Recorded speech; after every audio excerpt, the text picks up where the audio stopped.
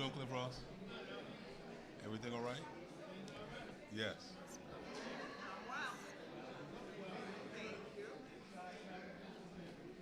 It'll be fun, Cliff. Hello.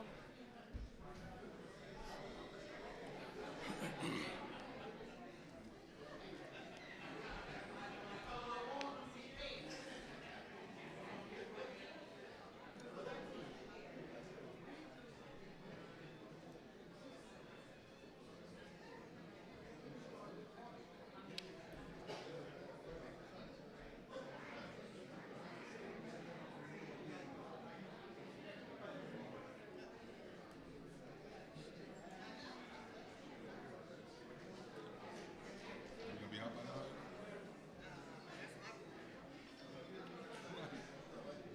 You have to get up and break out. You'll see why. I mean, it's 9 o'clock.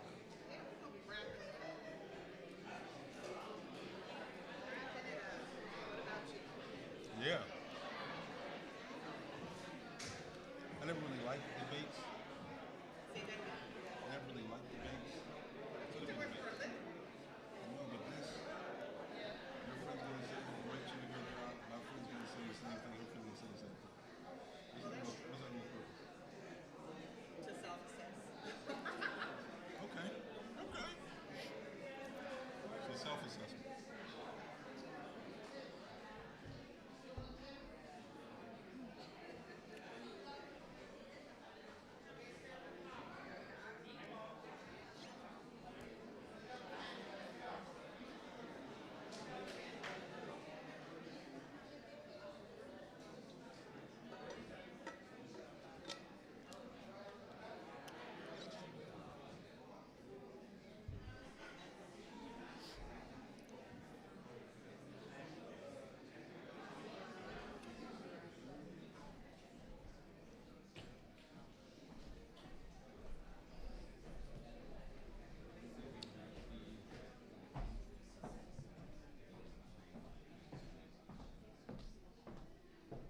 It's okay.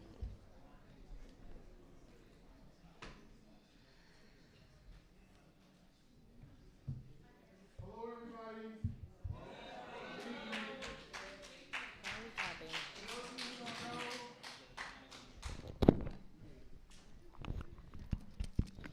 Hello and good evening. For those of you who don't know, my name is Zaki Michael. I'm the community program organizer here at the HUUB. I want to start off by thanking you all for coming and welcome you to the HUUB. We are a community center here based in Orange, and we really work towards creating spaces for gathering, gardening, learning, and organizing here in the city. Since 2016, we've been hosting forums and debates here in the city around the election time. So we've hosted council member, school board, and mayoral debates in the past.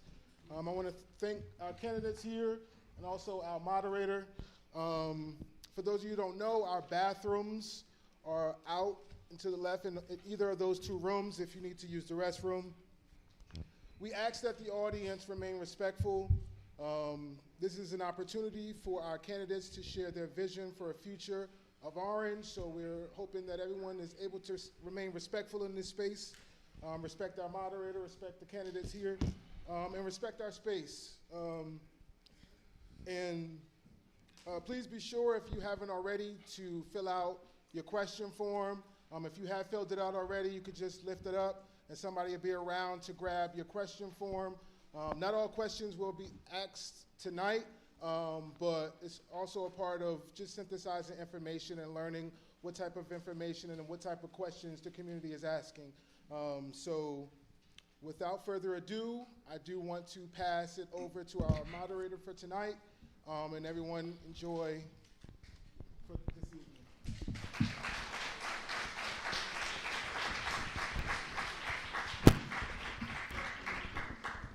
Thank you, Zaki, for that introduction. Also, thank you all for being here. Thank you to our lovely candidates. Before we dive into the debate, I just want to explain a little bit of what the format will look like.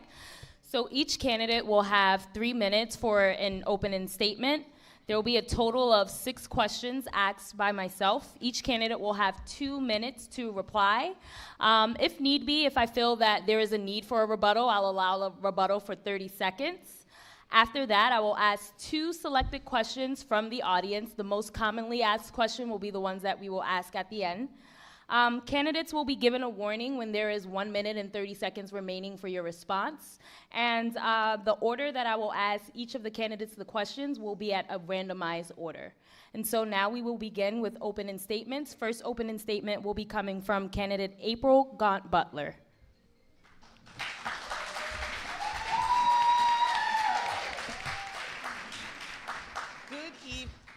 Good evening, Orange, New Jersey. Thank you for joining us tonight. Yes, Can I'm you hear so me? sorry, Miss Butler. I do ask that the audience please lower or silence your cell phones so that we can give the candidates the respect that they deserve and so that we can respect the space. Thank you. Let's try this. Can you hear me? Yes. Okay, great. Good evening, Orange, New Jersey. Thank you for joining us tonight. Before I begin, I want to thank the HUUB and Doug Ferran and everyone involved with helping organize this event. Many of you already know me, and you know my story, but for those of you who don't, let me introduce myself. I am April Gaunt-Butler, a native of Orange. So let's get the demographics out of the way. I grew up in this community, and I choose to live in this community, Orange, New Jersey. I am a homeowner and a taxpayer in Orange, New Jersey. I attended Haywood Avenue School in Orange, New Jersey. I have a Bachelor of Science degree in marketing from Rutgers University. I have a Master of Arts degree in early childhood education from Kane University. And I have completed my doctoral coursework in educational leadership from St. Elizabeth University. I am a former at-large council member here in the city of Orange, New Jersey. I am a South Ward District 2 leader, Democrat, here in the city of Orange. I attend St. Matthew AME Church here in the city of Orange. Professionally, I am an instructional coach for Irvington Public Schools. So just in case you missed it, I'm an Orange girl, and I love being an Orange girl.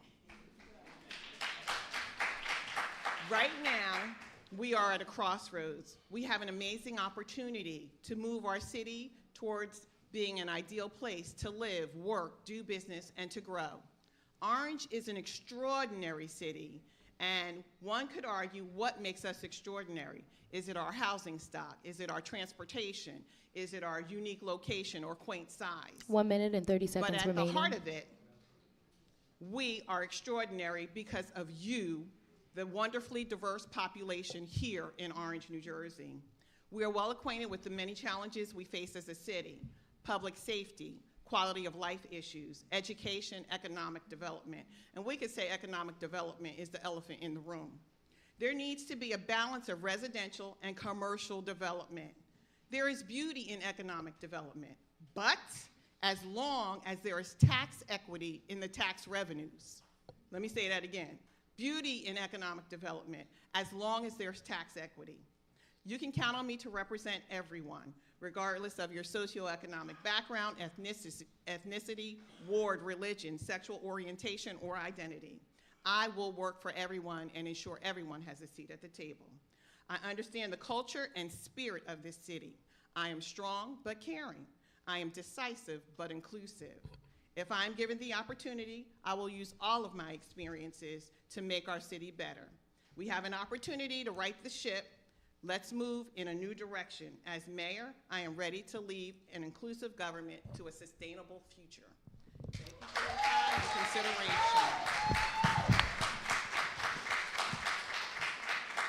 Thank you, Ms. Butler. The next opening statement will come from candidate Quantavia Hilbert.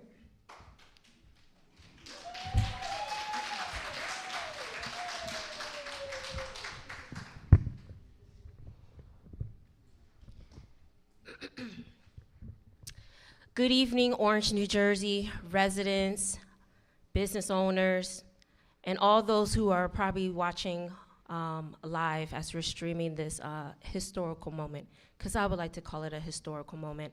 This is first and a one-time chance where we might actually have a 4th-term mayor, or we might actually have the first female mayor that this city has ever seen.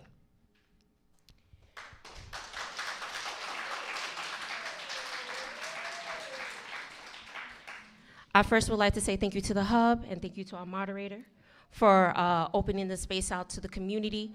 This is a community space, and these are the type of spaces that I am fighting and advocating to protect. My name is Councilwoman Quantavia Hilbert of the West Ward. I represent this city. I live in this city. I raise my children in this city within the school district. And I am also a small business owner in which I hire people from my community. I love Orange. I came to Orange over 10 years ago as a youth. Everyone looks at me like I'm still young, but let me tell you, this young lady has experience. I've been a council member for about 2 years, and within those 2 years, I have advocated for entrepreneurs. I have advocated for immigrants and migrants, all of the same, Latino, ICN, you name it. It does not matter, because I myself am an African American and a Caribbean American woman. 1 minute, 30 seconds remaining. I stand here today as a representative of this beautiful community. We are multi-diverse, we are multi-generational, and it is really time that we change the trajectory of our progress. My issues are your issues. I came into politics because I was a community activist. I was working with the disabled, the vulnerable population, the children. I was also working with those who were looking for employment. And because I lived in Orange and had a hard time looking for affordable housing in Orange, I got involved. So I stand here before you today to talk about the issues addressing public safety, affordability, community health, educational opportunities, and our economic development that should be driven by the people, for the people, because we are Orange and we shall be heard. I stand before you today as a candidate to become your next mayor, and I hope that you will grant me the opportunity to lead you, to work with you, and to develop our community. Thank you.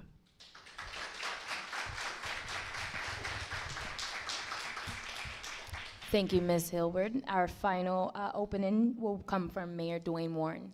Thank you, Madam Moderator.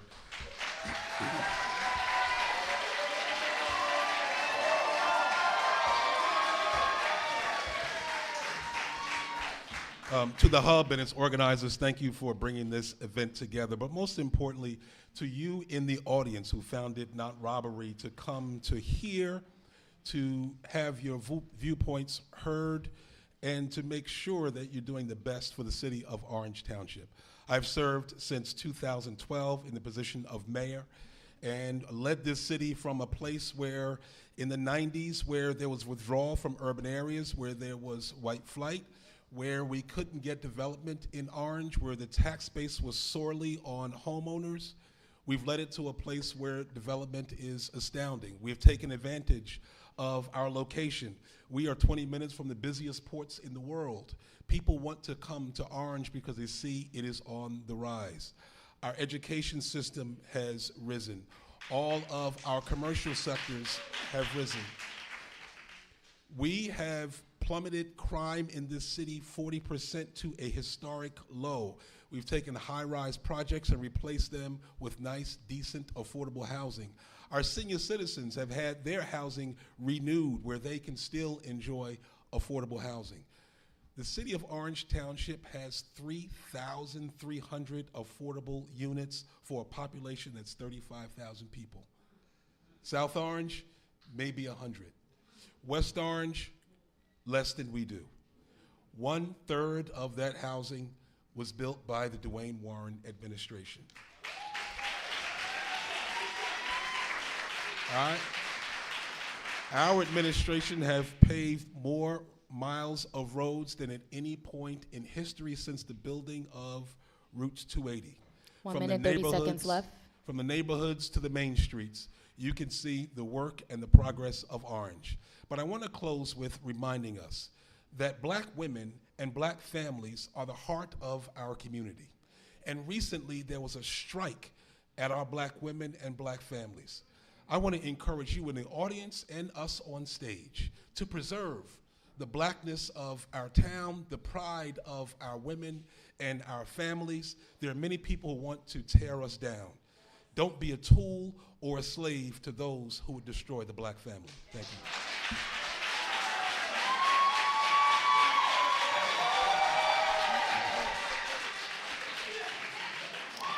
Thank you.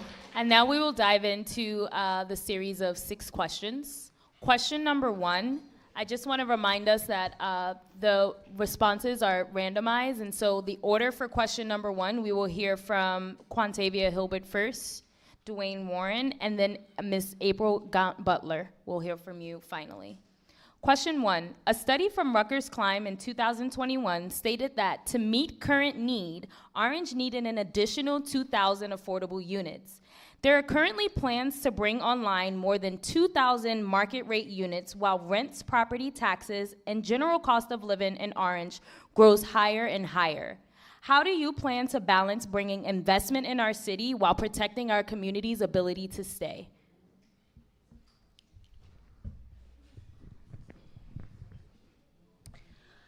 So currently, like our moderator is Quanaya. Thank you. Yes. So thank you, Quanaya. As Quanaya has mentioned, currently we do have new units that are coming online pretty soon. As a council member, I have advocated for affordable housing at all aspects at every meeting, and even as recent as last night. Last night we approved 2 more, I believe on North Essex Street, 2 more apartment buildings that are market rate. They are not affordable units. And normally you would see a 10% of affordable units within every development. So in my opinion, I believe that we need to change the course. We need to make sure and ensure that we focus on the affordable units, because if not, many of the families are gonna be displaced, because we're also creating a bottleneck effect where actually residents are gonna be pressured, okay? They're gonna be pressured, and they're gonna be, there's a phone going off, sorry. Sorry, please silence phone, second reminder. Thank you. They're gonna be pressured and intimidated by landlords, and I'm speaking directly to renters at this point. They're gonna be pressured by landlords to either pay more in rent, or they're actually gonna be asked to leave the premises so that they can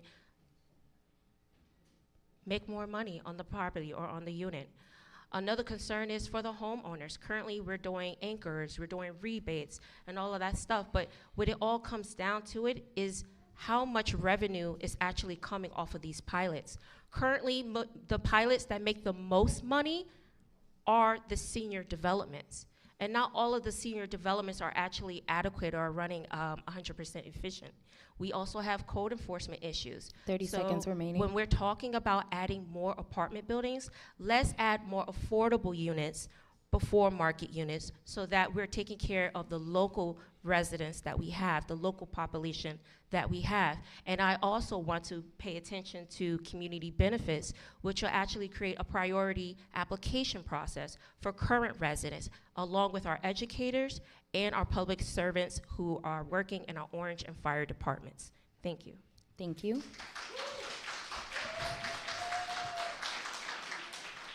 Mayor Warren. I want to speak very specifically. I don't want to be cloudy, advocating, thinking what we might be doing. The rent control laws in the city of Orange control what the rent would be. I don't know what pressure a tenant would get from a landlord. We have to speak real and speak facts and legally. This is where experience comes in. We have rent control in the city of Orange Township, 5% for non-seniors and 3% for seniors.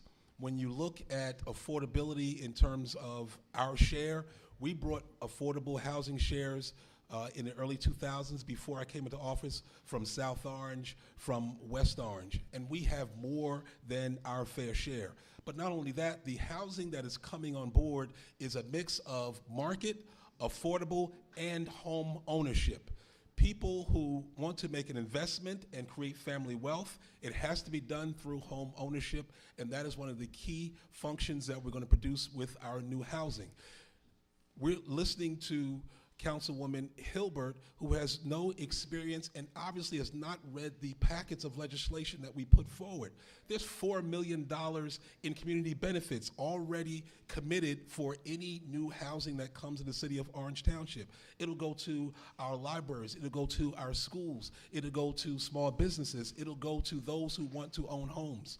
We have to be specific about our legislation, ask real cutting questions, and expect real answers. This I've advocated as a council person. You don't advocate, you pass legislation. If you see something wrong, you get involved and you do it. It's that kind of inexperience that would not serve us well with someone who's taken the helm. Remember, there's going to be a change in leadership at the 30 state level seconds remaining. and at the federal level. And we need experienced, guided hands to make sure that Orange continues to get our resources. Opportunity zones we got, urban enterprise zones we got, development dollars we got, grant dollars we got. We got those because I have the experience. I can pick up the phone and make things happen for our community. And I'm a strong advocate for our community, not just talking about it, but actually getting the work done.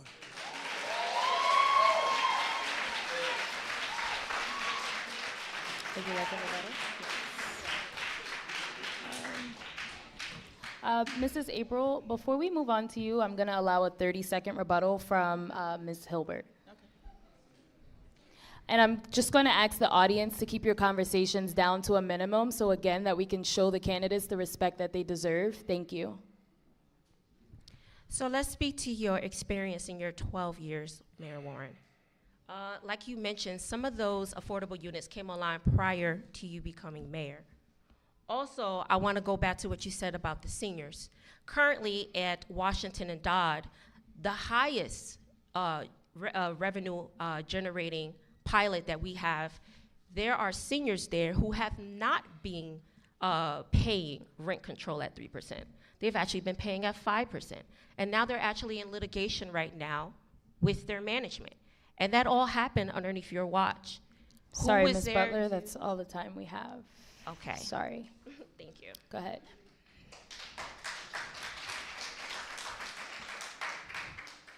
Ms. Butler. Thank you. Can you please repeat the question? Absolutely. So it's, how do you plan to balance bringing investment into our city while protecting our community's ability to stay? So I think I spoke to that in my opening statement. One of the issues with the new development that's coming into the community is that it lacks tax equity. I have not seen any relief in my tax bills, so I'm not sure where the tax equity is going. Maybe it's going to the commercial side, but we need to make sure it goes to the homeowner side as well. Current residents cannot afford the rents in these units that are coming into our community. They cannot afford them. So then there is an affordability question. The average resident in Orange. Sorry, we would like to hear her reply. So again, audience, if you can quiet down. Thank you. Okay, you can hear me? Okay, so current residents cannot afford what is coming into the community. We need to look at commercial development.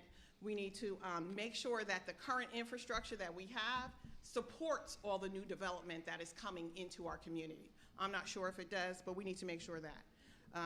And last but not least, I just want to say again, new development is good if there is tax equity and the tax revenues are shared amongst everyone, but it's not happening. And again, we need to create more new forms of home ownership. Some the mayor mentioned, condominiums and things like that. But then again, there's other things that we have that we need to deal with as well, and that's like the parking issue. We have a lot of new development. We need a parking plan, a real plan. Yeah. I went to the Vos Avenue people. They're still struggling with parking. 30 seconds remaining. As I met with them, I also went on Central Avenue, that 219 unit. They have one person in that building. They're saying they never can get any services there. There are some things that we need to work out what we currently have. We need to stop and press the stop button and reset and reorganize ourselves for real growth with a real master plan that fits our community.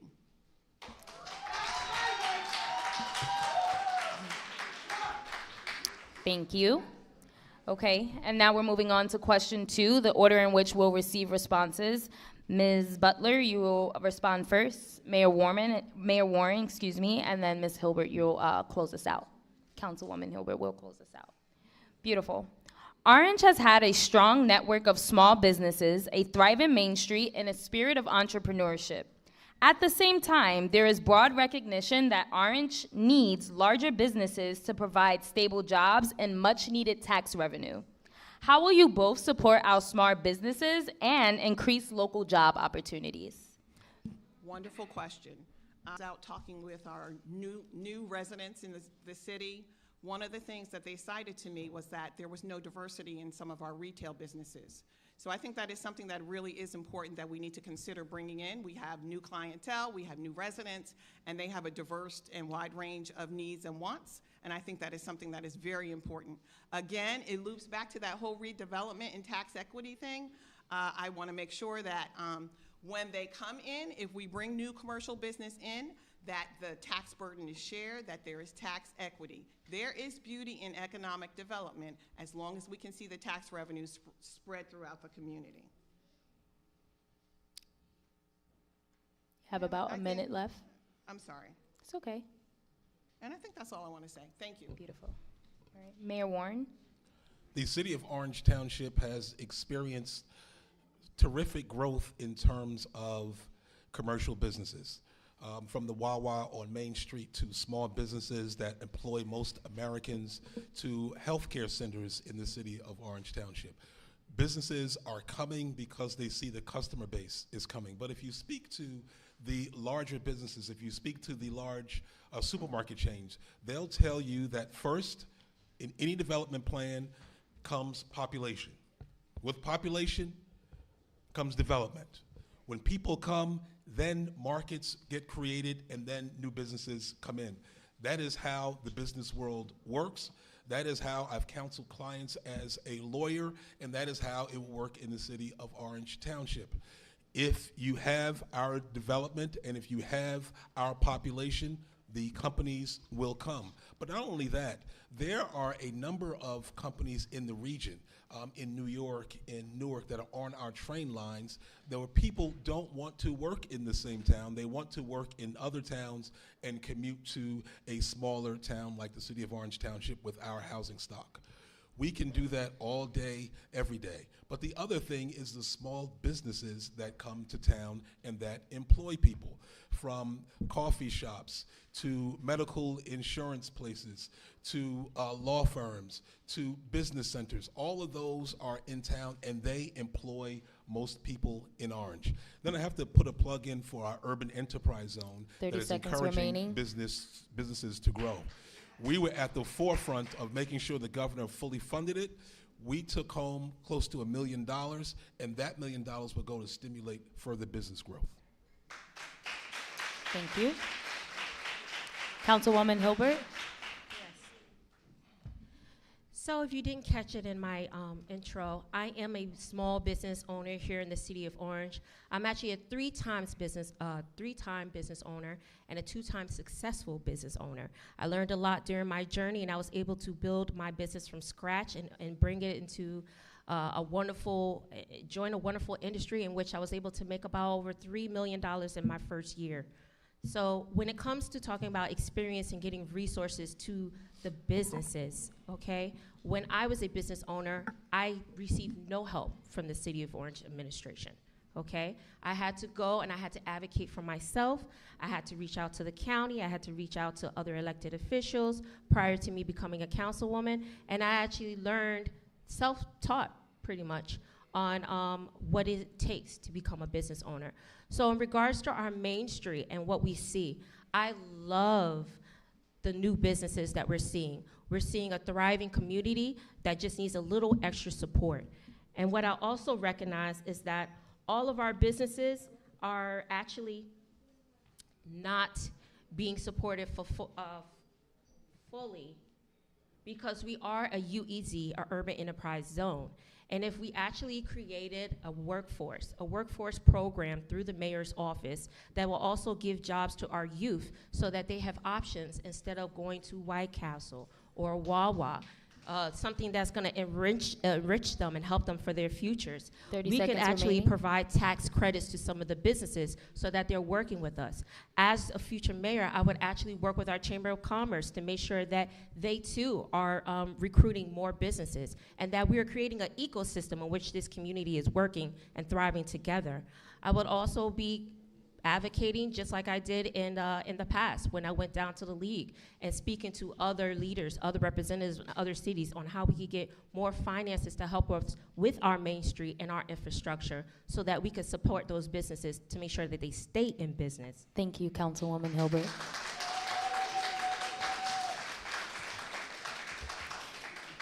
Beautiful. Moving on to question 3. Lifelong education is essential to a healthy city. How do you plan to strengthen our library and collaborate with the schools and other institutions in our city to support education throughout the life cycle? We'll hear first from Mayor Warren, then Ms. Butler, and Councilwoman Hilbert. Education and training is something that's been important to me and to this development in Orange. All of our developments have been able to employ union contracted persons for training and then full-time jobs. That's something that we create on our own. When we contract as a city, what we contract for is we try to get local businesses to take some of the contracts that we contract out for when we do goods and services. In terms of training, I want to applaud the library for having English as a second language when they have the computer classes. That technology and bringing people in who are looking for jobs and being trained at the library is something that's outstanding. Our police department is now a campus of Fairleigh Dickinson University. We have the smartest public safety people in the world as they've gotten their master's degrees, bachelor's degrees right here on campus. So educational opportunities and training are something that we do on a regular and full-time basis. But I do want to highlight the MOET program, the Mayor's Office of Employment and Training that we have for our young people in the summer. We contract with various businesses across the city so that our young people can get trained on the job and paid at the same time. We've done that since 2013, and we'll continue to do it to make sure that our young people thrive.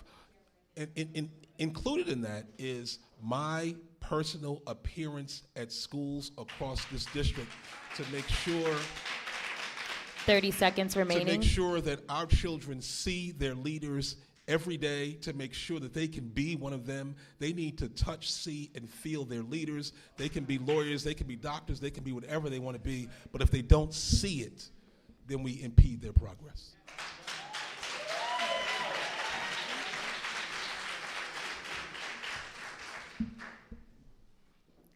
Okay. So as a public school educator, it's important that we make sure that our children are prepared for the 21st century. We can do that in many different ways. Certainly we need to collaborate with Orange Public Schools to make sure that they are doing what they should be doing. We need to make sure that we're showing up to those school board meetings to make sure that we are holding our elected school board officials accountable for what they do in our school system. So that's important. Secondly, we need to make sure that our library is sustainable and functional for the long run. Opening and closing it is not sustainable. Libraries offer valuable tools and information for our community to learn from, whether it's reading initiatives, whether it's reading programs, whether it's just access to information. We need to make sure that that is sustainable. The other thing that we talked about a little bit, but we really need to talk about it in depth. When I grew up in this community, there were enrichment programs in the adult school at Orange High School. Enrichment programs where they did get life skills, where people were able to acquire skills that would garner them employment. So we need to make sure that those things, those kinds of programs come back around so that we can enrich our community. And last but not least, I want to talk about the YWCA because I grew up in that building. 30 seconds remaining. And the thing about that building is that offers us some non-traditional space where we can offer some alternative learning things, tutoring, aftercare programs. There's a million things that we can do with education. We need to get the ball rolling. Thank you. Councilwoman Hilbert? Yes, sure. How do you plan to strengthen our library and collaborate with the schools and other institutions in our city to support education throughout the life cycle? Okay, so first I would like to put out a disclaimer.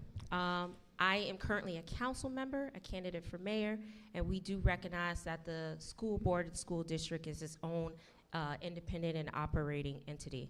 So yes, I would be advocating and I would actually be working with the school district. I would like to actually start working on creating inter-council meetings. So when you're putting together a plan, you need to make sure that everyone is aboard and everybody understands the vision and the goals.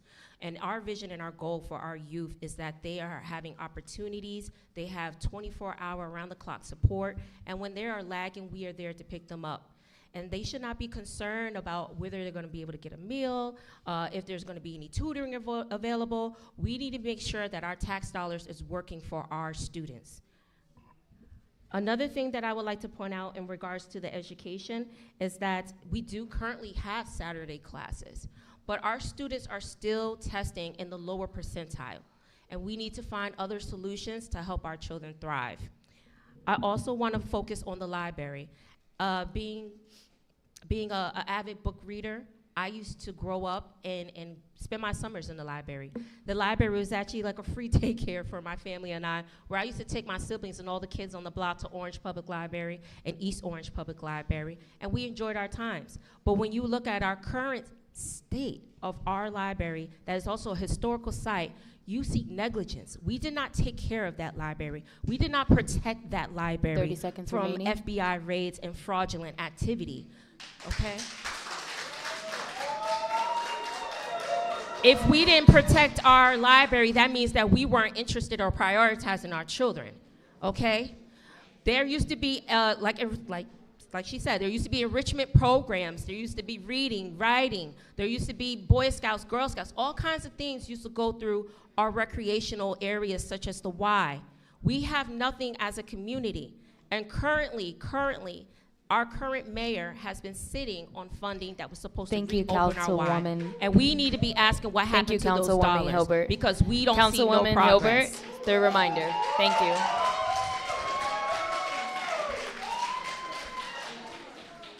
I just want to remind the candidates that we have a 2-minute strict speaking gauge that we want to speak to. I don't want to have to ask the audio crew to cut off any mics, so please, if we can be respectful to each other and just obey the 2 minutes, that would be great. Moving on to question number 4. For who? For you have a rebuttal? Oh, I'm fine. He said he's fine. No, I'll take the rebuttal. Okay, good. 30 seconds. Very.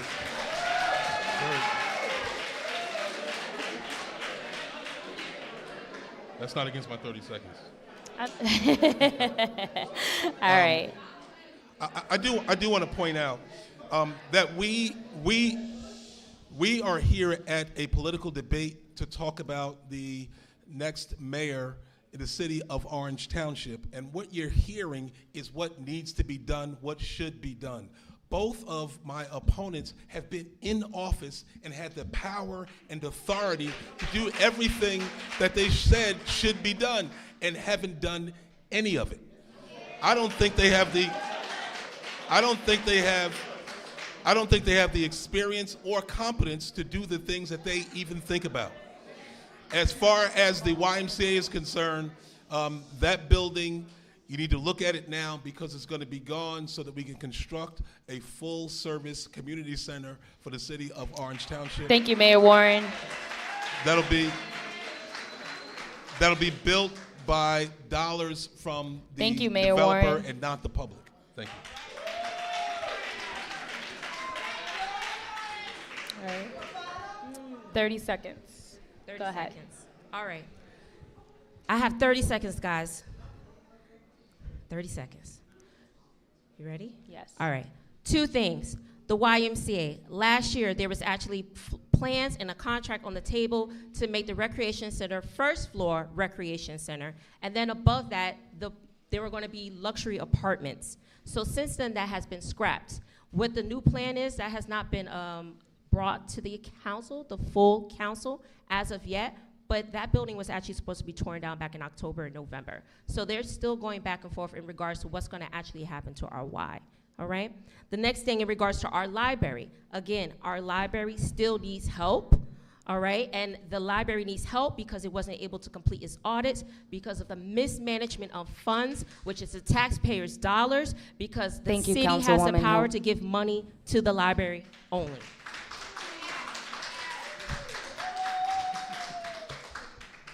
Okay, so two quick things. Yes. I just want to make clear, when I was in office, I was actually working in Orange in an education institution, so I was educating them daily.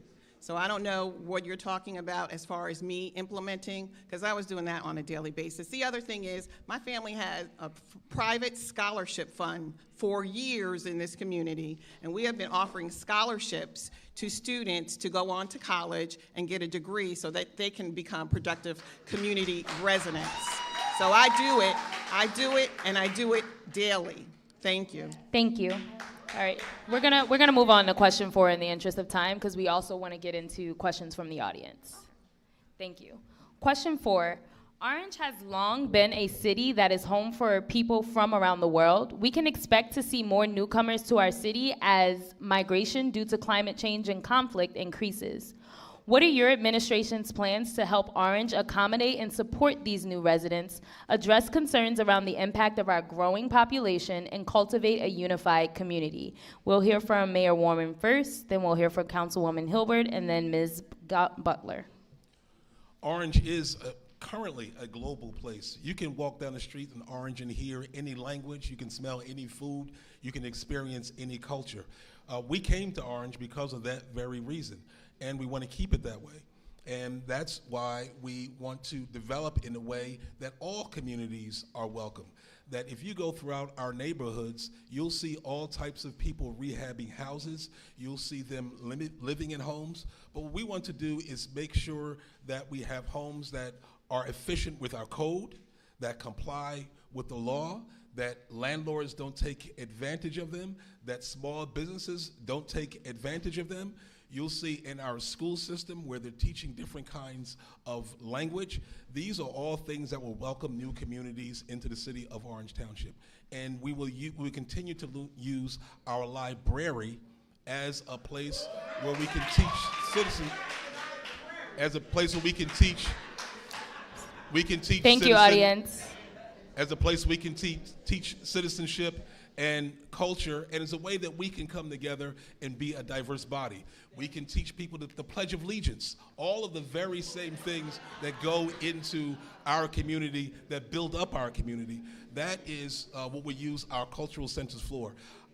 Since I've been in office, I have had every cultural celebration in front of City Hall, raising flags, paying tribute to other cultures because we welcome them. We're all one people, and as I say to my Hispanic brothers and sisters, es una comunidad, una familia, y una alcalde.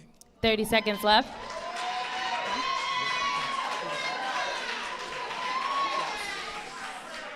All right.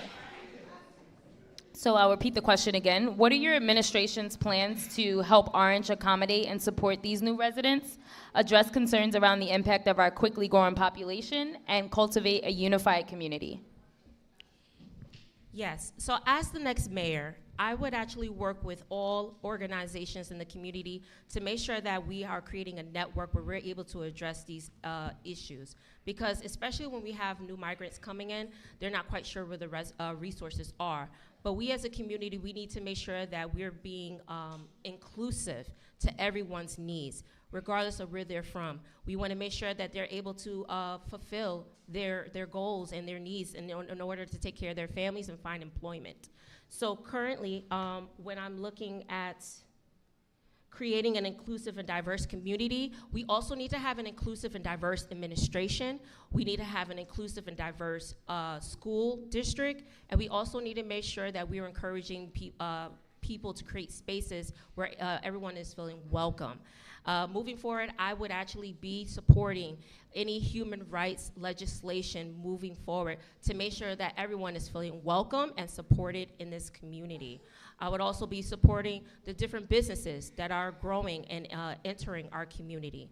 And I would also be focusing on those ESL programs, those citizenship programs, and employment programs to make sure that anyone who decided to come to Orange and call it home has an opportunity to be independent and self-sufficient and also acquire the American dream.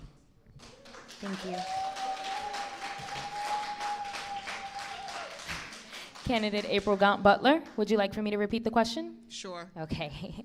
What are your administration's plans to help Orange accommodate and support these new residents, address concerns around the impact of our growing population, and cultivate a unified community? Okay, so Orange is a wonderful community, and that's one of the qualities that most of us love about Orange. It's important for us to welcome our new residents. Can you hear me? Oh, so sorry. So it's important for us to welcome our new residents, whether that's with a welcome basket or some type of information when they arrive in the community. They get some information about how to navigate our city services and also some information about cultural things that we are doing in our community. The important thing is that we need to build community. And so that means establishing a rapport with people, making sure that there are no barriers to communication, making sure that we're sending out communication in multiple languages to accommodate people. And the other thing is we need to make sure that our city services and the population that we serve are reflected in our city services. So we need to make sure that we're doing all of these things to accommodate and welcome new residents into our community, because it's a wonderful thing when you become a melting pot. Thank you. Moving on to question 5. How do you plan to support and fund all of our parks and make recreational and cultural opportunities accessible to all age groups? And what opportunities will you put in place for youth? We will hear from Councilwoman Hilbert first, Ms. April Gaunt-Butler second, and then finally by Mayor Warren. Sure. How do you plan to support and fund all of our parks and make recreational and cultural opportunities accessible to all age groups? And what plan do you plan to put in use for youth? Sure. So currently we use a lot of the community grants funding. We also use the open space grant funding. So currently we have a lot of parks that's online right now, and a lot of the parks actually received a lot of new equipment recently. So my administration will continue to prioritize the upkeep and the maintenance of the parks so that the community has an outdoor space to visit. We also want to look into actually planting more trees in the community to make sure that we're focusing on the green spaces and upkeeping, and then also air quality. As a mayor, I actually want to also look into creating a special needs park that is dedicated to our residents who do have children and family members who are on the spectrum. So we will also be seeking more additional grant funding in relations to that as well. Also, what was the other question? I'm sorry. What opportunities will you put in place for youth? For the youth. So the other opportunities for the youth, I feel very passionate about our community. And one of the things that we have not addressed on the stage yet is the status of our Bell Stadium. Bell Stadium currently, honestly, it was probably before I was born. When was the last time? When was the last time Bell Stadium actually had a renovation, right? Okay, our children could barely perform their games there. But it 30 seconds remaining. But it is a location where we could come together as a community, and we could do many events there because Bell Stadium is inside of Orange. The county owns Orange Park, but we own Bell Stadium, and we should put more funding. And as the future mayor, I would work with my administration to put aside funding to match whatever the school board puts aside to renovate that area and make sure that our children have something to call their own. Thank you.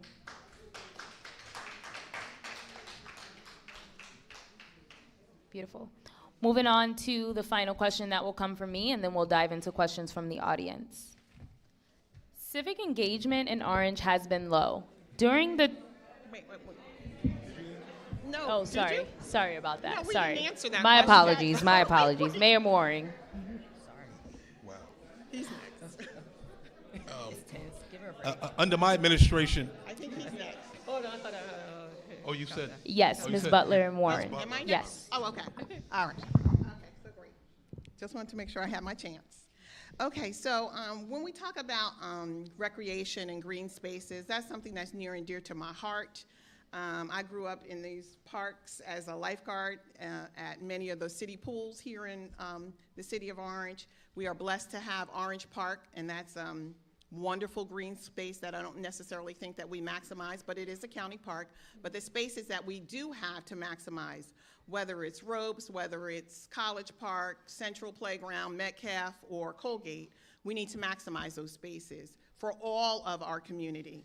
One of the things that I think that we need to do that's very important is also to not only maximize the space, but educate our community about the importance of green space, about the importance of eco-friendly initiatives, about the importance of taking care of our community, whether it's maximizing solar power, whether it's wind resources. We need to be educating our community about that. We also need to educate our young people with regards to concepts like reduce, reuse, recycle, and repurpose things. So again, that is starting from a very young age, and as they are growing up, they're learning to take care of their community that they enjoy, and they'll be able to take care of it and breathe in 20 years. It's all important. So again, I think that we also need to find some ways too to expand our recreational kinds of activities and things like that. Because again, when I was growing up, we had movie theaters, we had bowling alleys, we had things to do in the community, and we need to make sure that we are engaging our community and providing activities for them to do in that are wholesome and affordable and enjoyable. Thank you. Thank you. Mayor Warren. We have renovated every park in the city of Orange Township. We built a park from scratch. We put programming in every park in the city.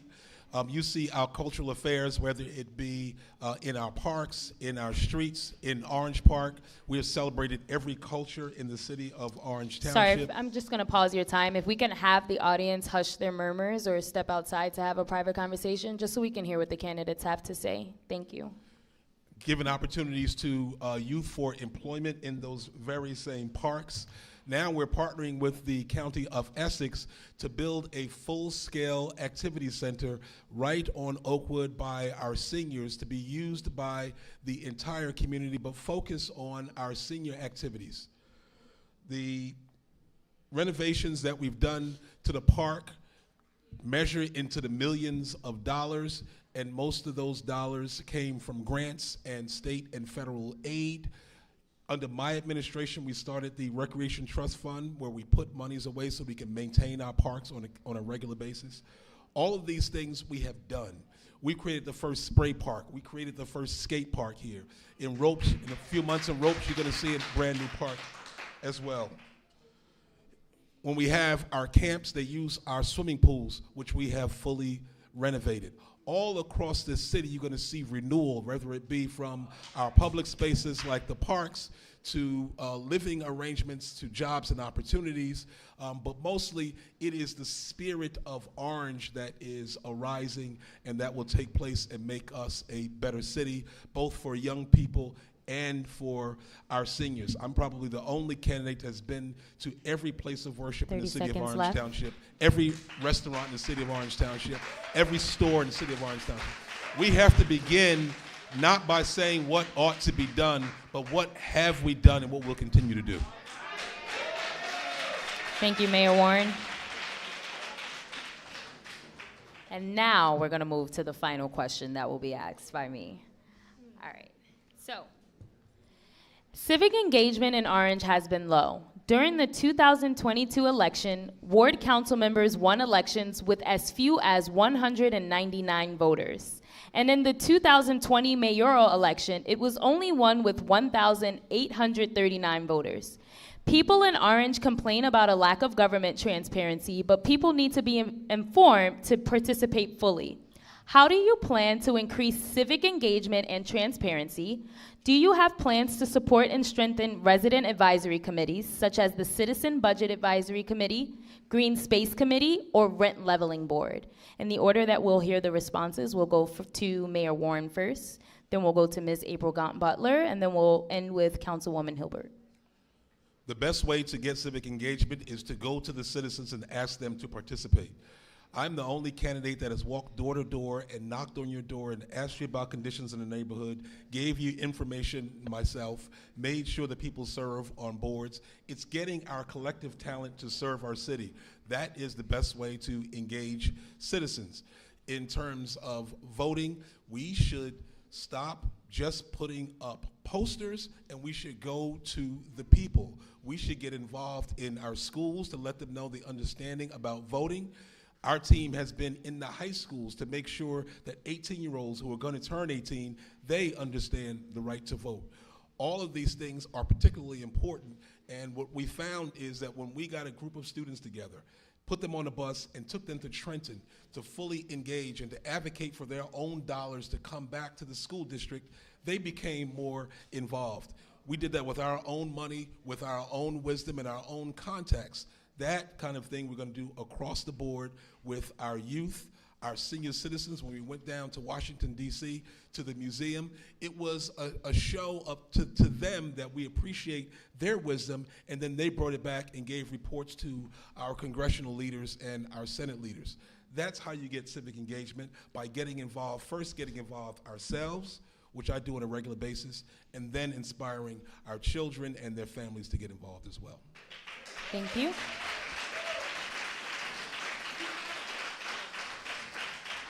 Ms. Gaunt-Butler, do you need me to repeat the question? Absolutely.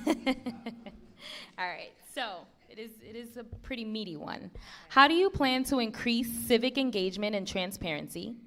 Do you have plans to support and strengthen recent resident advisory committees, such as the Citizen Budget Advisory Committee, Green Space Committee, or Rent Leveling Board?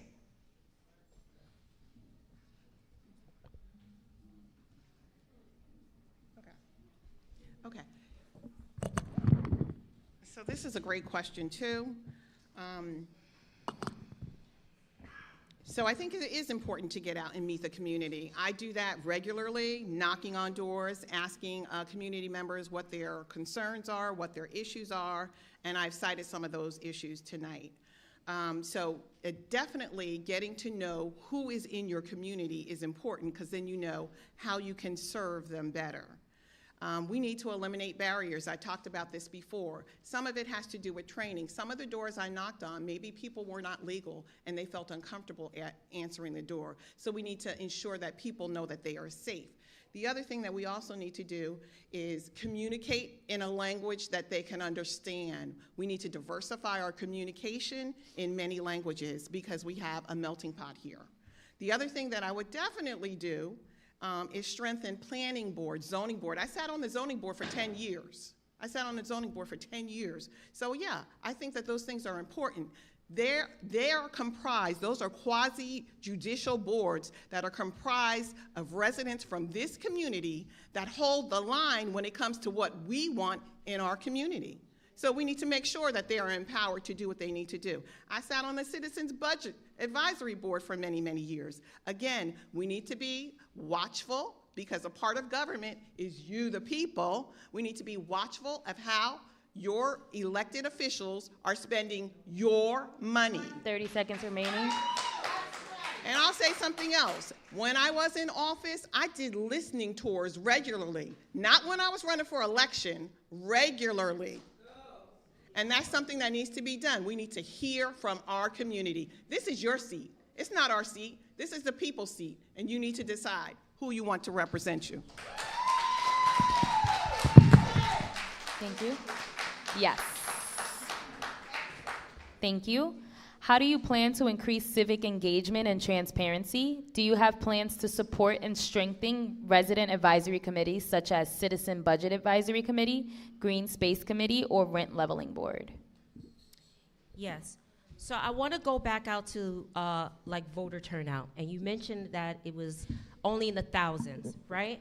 And if we're really knocking on every door and visiting every church and attending every school and showing up for every play and supposedly popping up when it's not election time, then why are our numbers so low? That's because we're not representing the people. We're not being empathetic to the people. We're not actually doing the things that they're interested in, and you're not allowing them to engage in their local government.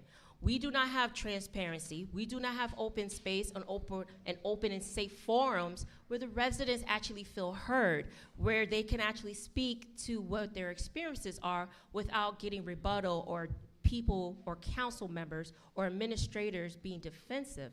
We don't want Orange to be represented in that way. We want to make sure we're working on the culture, we're making sure that we're inclusive, and we want to make sure that we're creating those environments where people feel like, yes, I want to do this in my community because I feel welcome here in the city of Orange. Some of the plans that I have and the plans that I've actually already started acting on as a council member is in regards to our budget committee. I also sat on the Citizens Budget Advisory Committee prior to me being elected, and that experience was not what I expected. Coming from a business background, I did not experience a budget process like I would if it was my business. 30 seconds What remaining. we will be doing moving forward is that we will return back to in-person workshops so that we are going through the budget with citizens who dedicated their time and their knowledge to be a part of this local government process. I will also be making sure that we advocate that majority of our meetings are back in person so that the residents have an opportunity to engage and interact with their local government and their leadership. And I will continue to Councilwoman. have meetings like I do as a councilwoman when I have quarterly meetings and brunches and make sure that we're transparent. Thank you, And lastly, Councilwoman. I'm so sorry, I will also be doing Councilwoman, I'm a sorry. quarterly We can't newsletter. have you go over time. Yes. We're going to move on to questions from our audience. Just want to remind you that the lovely members of the HUUB, they picked questions that were commonly asked. And so we have about 1, 2, 3, 4 of those questions, so we'll just get through that together, okay? All right. So the first question is, if you are our next mayor, what can we expect to see at the site of the Orange Memorial Hospital? Again, if you are our next mayor, what can we expect to see at the site? I'm sorry, audience. What can we expect to see at the site of the Orange Memorial? And the order in which we'll hear those responses, Mayor Warren will go first, Councilwoman Hilbert will go second, and Ms. April Gaunt-Butler will go third. You can expect to see residential space. You can expect to see commercial space. You can expect to see artist space. We are negotiating to see whether or not we can get some clinical space there as well. And you can expect to see some of the historic buildings to remain on the Essex Avenue side as well. You can expect to see a cleanup of the environmental issues that are there. You can expect to see some public service office space there as well. Thank you. Councilwoman Hilbert? So Orange Memorial Hospital was a site that actually gave us medical services here in our community and also provided jobs. Since then, we had a loss of jobs in this community, and we never replaced the medical services that it provided.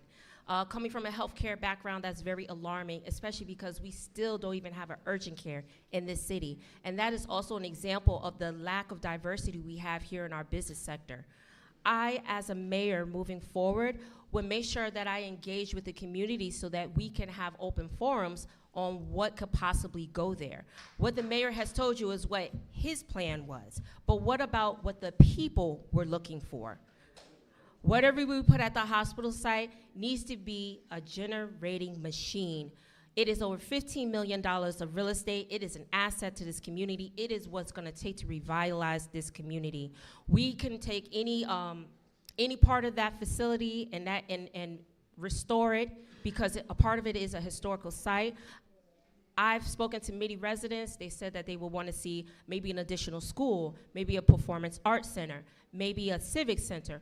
Whatever we need to do it as a community, and I would make sure that the tax burden or whatever goes there is not on the people, but that we're actually enjoying that space together, and that is generating revenue so that we can have lower or either stabilize our taxes, lower rents, and more quality of life and places to enjoy as a family. We want to stay in Orange. We want to live here, spend our money here, work here, grow here. We need to take advantage of this opportunity to come together as a community 30 to seconds talk about remaining. what could be the future of Orange Memorial Hospital. Thank you. Thank you.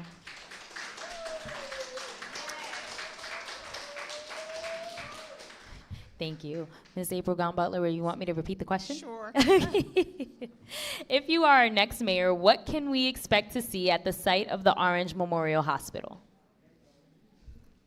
So Orange Memorial Hospital is prime real estate, and we have been without a hospital for over 20 Sorry, I'm going to pause the time and just ask the audience to, again, just lower the conversations. We're almost there, almost there.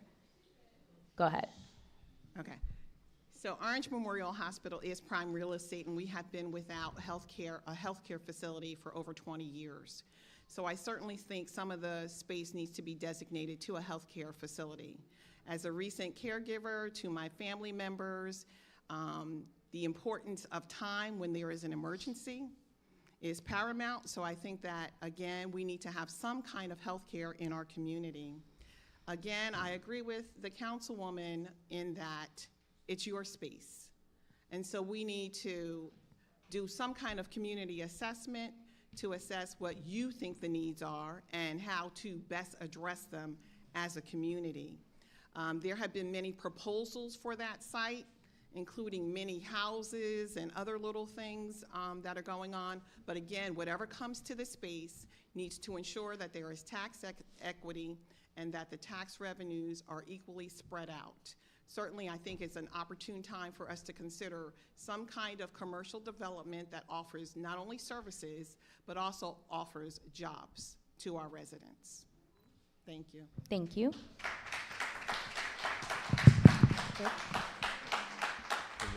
You want a rebuttal?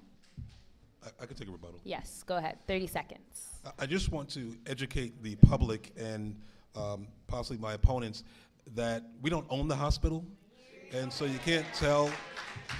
It's in private ownership. The only way that we gained influence on it is because we did clean and liens and developed a multi-million-dollar lien and then took them to court and forced them into development.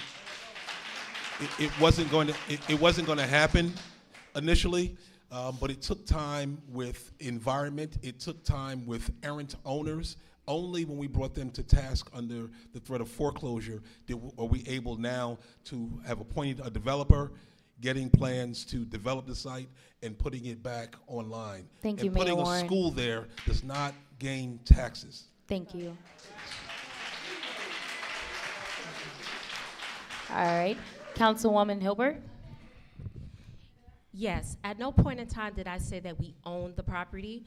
I am aware that we did acquire some type of lien on it because they were not paying their taxes, which means that the tax burden was still on homeowners and the rest of us as a community. And it took over 10 years. It actually took your entire administration, your 3 terms, to actually bring those people to their knees, to take them to court, okay, to take them to court after you were able to put a lien on them. So that was over millions of dollars of taxes that we weren't receiving over those 12 years. Also, about $8 million in tax revenue that we could have been receiving from pilots. And I don't believe that we need to acquire more apartment buildings that are going to Thank you, ask for more Councilwoman tax Hilbert. abatements. We should be looking for diversity for that space. Thank you. I just legally, they Sorry, did pay, 1 second. They did pay 30 their seconds. taxes. Go ahead. You can't. Okay, they did pay their taxes. I don't want her to mislead the public or cause the city any No, liability. No. Well, I just don't No, want to no, cause no, the no. city any liability No, about no, no, no, speaking about lying about their tax status. They did pay it. I don't want the liability to be on the city about I what said you they did not 1 pay second. their We're just going to taxes, have which one is why person you speak placed at a a lien on time. them. One They person did. speak at a No, time. No, you had to place a lien on Councilwoman them. and Mayor Warren, we're going to respect each other and just give each other a Yes. chance to speak one Well, at I a don't time. even think he was supposed to have a One rebuttal at a after my time. rebuttal.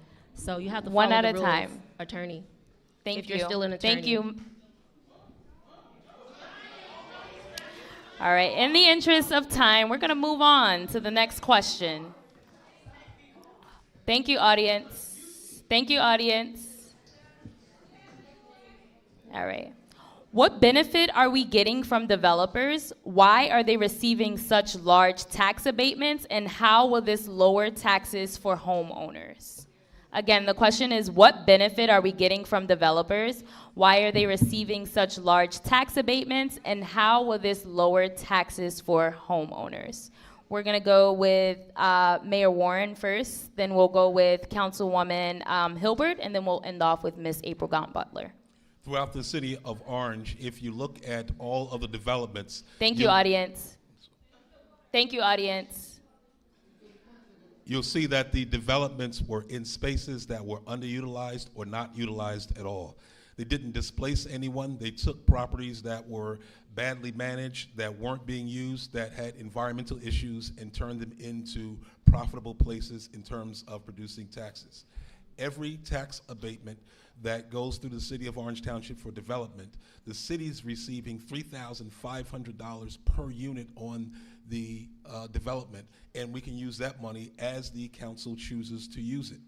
We have committed about $4 million already from the developments that are coming, and I'll just give you some examples. There's one property that paid $17,000 in taxes. Over a 22-year period, it might get $400,000. Under the tax abatement, with a 22-year abatement, that property over the period will get $5 million. So the monies that we receive are 3, 4, 5 times the taxes that we're receiving now. Once all these projects go on market, those funds will come into the coffers of the city, and then the city council will determine how to use them, whether or not we use them to pay down debt, whether or not we use them to offset residential property taxes. But that decision will be made by those persons on the council and the mayor together. But there will be a pot of money that comes from each of these developments that we'll have to determine how to use. Some will be in kind. Some will make direct contributions to schools or to libraries. Many of them have already paved roads. Some of them are going to be parking garages that are badly needed that'll get revenue for us as well. So there's a plethora of benefits, some cash, some in kind, but all inure to the benefit of residential homeowners. Thank you.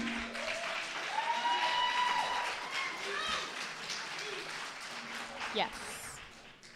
Again, what benefit are we getting from developers? Why are they receiving such a large tax abatement? And how will this lower taxes for homeowners? Yes, so it is true that we do have tax abatements here in our community, and we do get a portion, we do get a community benefit off of the development once we create the community agreement with them. However, I do not believe in 22 or 30-year tax abatements. That means that the site will not fully be paying their full share of taxes over the course of those years. But unfortunately, the people who are making the decision will not be here in 22 or 30 years. And we need to make sure that whatever we do in these agreements are having a lasting impact in the community.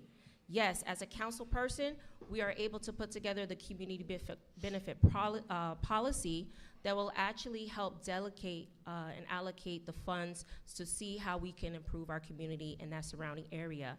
I would like to see, as a mayor, that in working with the council and working with the community, that yes, we could put some of the funding towards repairing our streets or our sidewalks. We could put the money towards creating more municipal parking in our community, because right now we still have a huge parking issue. Maybe we could also use some of that funding for the park and recreation and create more opportunities for the youth.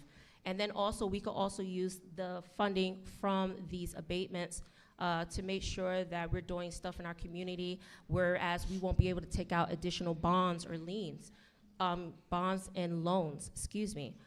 So moving forward, you know, I really think that we as a community, we should still be having this conversation after this debate. 30 seconds remaining. And we need to be talking about how we can use the funding. And I, for one, like I said, I would like to see a diverse set of home ownership. I would like to see co-ops. I would like to see different kind of shops and services come to this community. But we have to figure out how the money that we're receiving from the developers is actually going to help us create abatements for the residents.